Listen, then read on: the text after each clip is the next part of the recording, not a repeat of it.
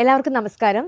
ഇന്നത്തെ ഈ വീഡിയോയിൽ നമ്മൾ ഫാർമസിസ്റ്റുമാർക്കും നഴ്സുമാർക്കും രണ്ട് കൂട്ടർക്കും ഉപകാരപ്പെടുന്ന ഒരു കാര്യത്തെക്കുറിച്ച് സംസാരിക്കുന്നത് കേട്ടോ.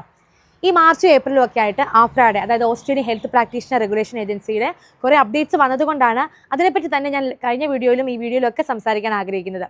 നമുക്കറിയാം ആഫ്ര രജിസ്ട്രേഷന് മാൻഡേറ്ററി ആയിട്ടുള്ളൊരു കാര്യമാണ് ഇംഗ്ലീഷ് ലാംഗ്വേജ് സ്കിൽസ് ഉണ്ടായിരിക്കുക എന്നുള്ളത്.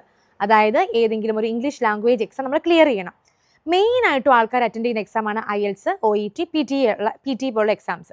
അപ്പോൾ ഇതിന് ഓരോന്നിനും എത്ര സ്കോറാണ് ഇപ്പോൾ നമുക്ക് വേണ്ടത്, അതായത് പുതിയ അപ്ഡേറ്റ്സ് അനുസരിച്ച് എത്ര സ്കോറാണ് നമുക്ക് വേണ്ടതെന്ന് നോക്കാം. ഇത് രണ്ട് കൂട്ടർക്കും ബാധകമാണ് കേട്ടോ. അപ്പോൾ ആദ്യത്തേത് IELTSന് നേരത്തെ ഇൻഡിവിജ്വലി 7 വേണമായിരുന്നു ഓരോ മോഡ്യൂളിനും. ഇപ്പോൾ റൈറ്റിങ്ങിന് 6.5 ആക്കി കുറച്ചിട്ടുണ്ട്.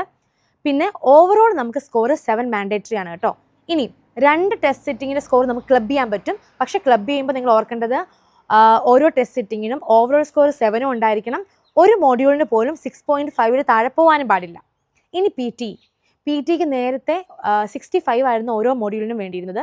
ഇപ്പോൾ 65 നിന്ന് അത് ഒരു സ്കോർ കൂട്ടി 66 ആക്കിയിട്ടുണ്ട്. പക്ഷേ റൈറ്റിങ്ങിന് 56 മതി. ഇതിനും ഓവറോൾ സ്കോർ 66 ഉണ്ടായിരിക്കുകയും വേണം. ഇനി നമുക്കിത് ക്ലബ്ബ് ചെയ്യുമ്പോൾ രണ്ട് സിറ്റിങ്ങിൻ്റെ സ്കോർ ക്ലബ്ബ് ചെയ്യുമ്പോൾ ഓരോ ടെസ്റ്റ് സിറ്റിങ്ങിൻ്റെയും ഓവറോൾ സ്കോർ 66 ആയിരിക്കണം.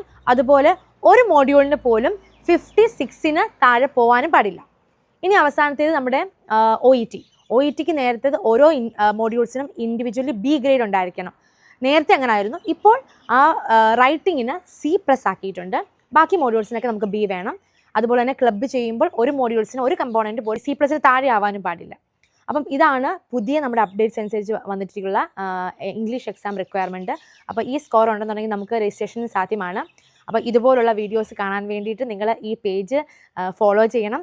നിങ്ങളുടെ ഫ്രണ്ട്സൊക്കെ ഉണ്ടെന്നുണ്ടെങ്കിൽ ഈ കാര്യങ്ങൾ ഉപകാരപ്പെടുവാന്ന് നിങ്ങൾക്ക് തോന്നിക്കഴിഞ്ഞാൽ അതൊക്കെ ഷെയർ ചെയ്ത് കൊടുക്കണം കേട്ടോ. അപ്പോൾ ഇനി നമുക്ക് അടുത്ത വീഡിയോയിൽ കാണാം.